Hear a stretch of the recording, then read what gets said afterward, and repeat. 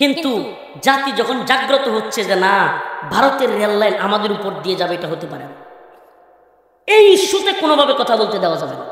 এই ইস্যু থেকে সরায় রাখতে হবে। কি করতে হবে? আমি বলতে চাই, সচেতন ভাইরা যে যে দল করেন, প্লিজ সীমান্ত অঞ্চলের মানুষ সাবধানে থাকেন। মনে করেন না কিছু টাকা পয়সা হয়ে গেছে, আমি অমুক দল করি, আমার বাড়ি আছে গাড়ি আছে, নো টেনশন। আমার কিসের টেনশন? আপনি জানেনই না কত বুলডোজার দিয়ে গাড়ি গুড়ি সব ভেঙে ফেলতেছে, সব বাড়িঘর। আপনি কোথায় আছেন কল্পনা করতে পারবেন না। বড় বড় চেয়ারম্যান, রোহিঙ্গা ক্যাম্পে যখন গেলাম আমরা অনেক কারগুজারি শুনলাম অনেক ভাইদের মুখে, যে রোহিঙ্গা ক্যাম্পে ওই রাখাইনের অনেক চেয়ারম্যান কুরবানির গরুর গোশতের জন্য লাইন ধরছে। লাইন রাখাইনে কি ছিল? চেয়ারম্যান বাংলাদেশে ঠেলা খায়া আইসা এখন কুরবানির গোশতের অল্প গোশতের জন্য কি ধরছে? কি হয়ে গেছেন আপনি? এই জন্য আপনাদেরকে সতর্ক করার দায়িত্ব আমাদের। যতদিন সুযোগ পাই, দেখেন দীর্ঘ 32 মাস কারাগারে ছিলাম। শুধু আমি একা নয়, এই যে গাজী ইয়াকুব উসমানী ভাই বয়ান করলেন, উনিও ছিলেন। শত শত আলেম উলামা কারাগারে ছিল। একটাই অপরাধ এদের। কি অপরাধ? হিন্দুত্ববাদী মোদির বিরোধিতা করে। আমার কিছু না মিয়া, সব বাদ দেন, কোন সব বাদ, সব চলবে। অনেকে বলে যে আমরা একটা অঙ্গরাজ্যের মধ্যে আছে। আমি বলি ভাই, অঙ্গরাজ্যের মমতা ব্যানার্জিও আমাদের চাইতে বেশি মোদির বিরোধিতা করে, আমরা সেটাও পারি না। এই জন্য এই ওয়াজগুলো খুব জরুরি। এই ওয়াজগুলো সবাই আপনাদের সামনে করবে না, যেহেতু সীমান্তবর্তী অঞ্চলে আছেন। খুবই চৌকান্ন থাকবেন, সজাগ থাকবেন, অন্তর থেকে দিনকে ভালোবাসবেন, দেশকে ভালোবাসবেন। ইসলামের জন্য ইসলামের ভূমির দরকার আছে না নাই? আমার এই দেশের দরকার আছে না নাই? এই যুবকদেরকে বিভিন্ন ধরনের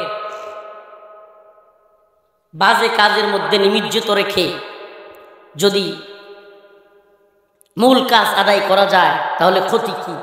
এজন্য আমাদেরকে বিভিন্ন কাজের মধ্যে ব্যস্ত রাখবে, কিন্তু আমাদেরকে সজাগ থাকা লাগবে। মেসি নেইমার আমাদের আইডল হতে পারে না। মুসলমান খুব ভালোভাবে বুঝেন, মজা নেওয়ার জন্য বলছি না। মেসি নেইমার আমাদের আইডল হতে পারে না। আমাদের আদর্শ তো মুহাম্মদ বিন কাসেম, আমাদের আদর্শ সুলতান সালাউদ্দিন আইয়ুবী, আমাদের আদর্শ সুলতান মাহমুদ গজনবী, আমাদের আদর্শ বড় বড় মুজাহিদিন কেরাম, আমাদের আদর্শ রাসূলুল্লাহ সাল্লাল্লাহু আলাইহি ওয়াসাল্লাম, তার সাহাবায়ে কেরাম, তার বড় বড় তাবেঈন, তারা আমাদের আদর্শ স্মরণ করব। আমরা অবশ্যই অবশ্যই অবশ্যই আমরা সম্মিলিতভাবে মিলেমিশে বসবাস করব, কিন্তু কেউ আমাদের উপর জুলুম করবে, সে যেই ধর্মের হোক, সেই দলের হোক, আমরা সহ্য করব। যেই দেশ হোক আমরা সহ্য করব। এই কথাগুলো বিশ্বাস করাও, এই কথাগুলো বলা তো অনেক দূরের কথা, বিশ্বাস করা, বুঝাও একটু কঠিন। আমাদেরকে শ্রুতে গা ভাসাইয়া দিয়া, এই জাতির সবচেয়ে বড় সমস্যা কি জানেন? আমাদের এই জাতির সবচেয়ে বড় সমস্যা হলো আত্মকেন্দ্রিক চিন্তা ভাবনা। সবাইকে এই বুকবাদী বিশ্ব ব্যবস্থা আত্মকেন্দ্রিক চিন্তা ভাবনায় নিযুক্ত করছে। রাষ্ট্রের চিন্তা, উম্মা কেন্দ্রিক চিন্তা, দেশের চিন্তা আমাদের মধ্যে নাই। আমার দরকার নেই। আমার গঠিনের কেমনে আছে এটা কেমনে পাক্কা করবো এটার চিন্তা, আমার একটা বলারে কেমনে বিদেশে বাড়াবো এটার চিন্তা, আমার মাইয়াটারে কেমনে ভালো বিয়ে দিব এটার চিন্তা। রাষ্ট্রকেন্দ্রিক চিন্তা, উম্মা কেন্দ্রিক, জাতি কেন্দ্রিক চিন্তা নাই। এজন্য ওরা সফল। ওরা দেখতেছে আমার একটা চাকরি হইলে হয়, বাস ফুটা আন্দোলন লাগাই দাও।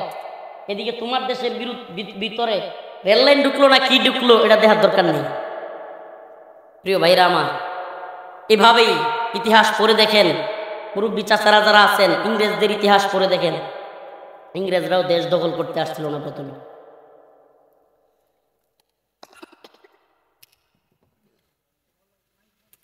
ইংরেজরাও প্রথমে কি জন্য আসে নাই?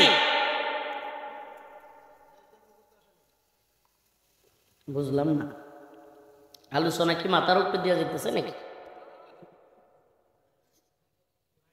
ইংরেজরা আসছিল ব্যবসা করতে, ইস্ট ইন্ডিয়া কোম্পানি কি করতে আসছিল?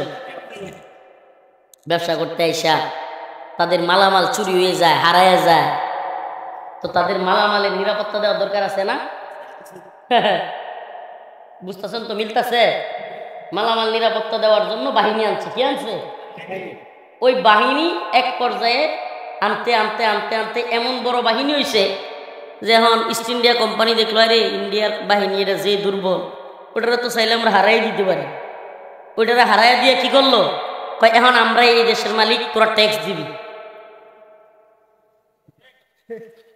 রেলগাড়ি যদি ডুহে আর 4-5টা পাথর বাঙালি মারে, খুবের আগে মাইরেই দিল, মনে করেন কষ্টে পাথর মাইরে দিল 10টা, কি কইব? নিরাপত্তার দরকার আছে। মিলতাছে নি? মিলতাছে? এটা তো মাত্র শুরু, এটা মাত্র শুরু মিয়া। ফারাক্কাবাদ, যারা মুরব্বী আছেন রাজনীতি সচেতন, ফারাক্কাবাদ যখন হয়, ইন্দিরা গান্ধী কয়দিনের কথা বলছিল? পরীক্ষামূলক কয়েকদিনের কথা। কত বছর গেছে, এখনো কি বন্ধ হয়েছে?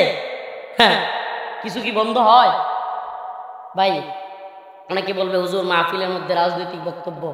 মিয়া, আপনি ইসলামও বুঝেন না, রাজনীতিও বুঝেন না। আমার মসজিদ যদি ঠিক না থাকে, আমার দেশ যদি ঠিক না থাকে, আমার মাদ্রাসা কিভাবে ঠিক থাকবে, মসজিদ কিভাবে ঠিক থাকবে, আমার ইমান আমল কেমনে ঠিক থাকবে? আজকের কাশ্মীরে ভালোভাবে নামাজ পড়ার অবস্থা আছে? ফিলিস্তিনে ভালোভাবে নামাজ পড়ার অবস্থা আছে? কথা কয় না। উইগুর, চীনের উইগুরে ভালোভাবে নামাজ পড়ার অধিকার আছে? ভাই, কোনো কিছুর অধিকার নেই। কেন অধিকার নাই? শুনেন, মুসলমান হওয়ার পরে, ঈমান আনার পরে সর্বপ্রথম ইসলামে ফরজ হলো ভূমি রক্ষা করা।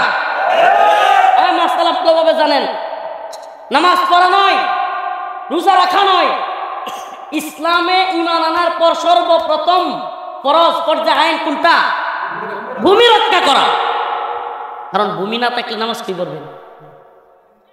এজন্য প্রিয় ভাইরা আমার, বন্ধুগণ আমার, এই ভূমি, মুসলমানদের এই ভূমির উপর হিন্দুত্ববাদীদের ভয়াল চোখ পড়েছে। এই হিন্দুত্ববাদী আগ্রাসনকে আমাদেরকে বন্ধ করতে হবে, রুখে দিতে হবে। এই হিন্দুত্ববাদী আগ্রাসনের বিরুদ্ধে আমরা কোনো দলমত বুঝি না। কোন দল করেন নামটা পর্যন্ত নিয়েন না ভাই। এখন সবচাইতে বড় কাজ আমাদেরকে পাকিস্তানি রাজাকার, ওই পাকিস্তানি আপনার সৈন্যবাহিনীর বিরুদ্ধে মুসলিমরা যেমন ঐক্যবদ্ধ হয়েছিল এদেশের মানুষ, তেমনি ভাবে দলমত নির্বিশেষে বর্তমানে সবচাইতে বড় কাজ হলো ভারতীয় আধিপত্যবাদ নিপাত যাক, নিপাত যাক। স্লোগান হবে কি? ভারতীয় আধিপত্যবাদ। আমি বললে বলতে পারবেন? ভারতীয় আধিপত্যবাদ নিপাত যাক, নিপাত যাক। ভারতীয় আধিপত্যবাদ। সম্পর্ক চলতে পারে, ব্যবসা চলতে পারে, কিন্তু প্রভুত্ব চলবে না। আমাদের উপর প্রভুত্ব কাটিয়ে আমাদেরকে জুলুম করে পাকিস্তানিরা যেভাবে শোষণ করতে পারে নাই, তেমনিভাবে ভারতীয় হিন্দুত্ববাদীরাও শোষণ করতে পারবে না। নাসরুম মিনাল্লাহ ওয়া ফাতহুন করিব ওয়া বাশশিরিল মুমিনিন। দোয়া চাই সকলের কাছে, দোয়া চাই। আল্লাহ পাক ভালো জানেন কবে পৃথিবী থেকে চলে যাব, কিংবা কবে কোথায় থাকবো, এটা আল্লাহই ভালো জানেন। দোয়া করবেন। বড় কঠিন কয়েকটা কথা অকপটেই বলে গেলাম, জানি জানি এই কথাগুলো বলবার মানুষ নাই বলবো না, কিন্তু গভীর এবং কঠিন এই কথাগুলো বলা, এবং এই কথাগুলোর কারণে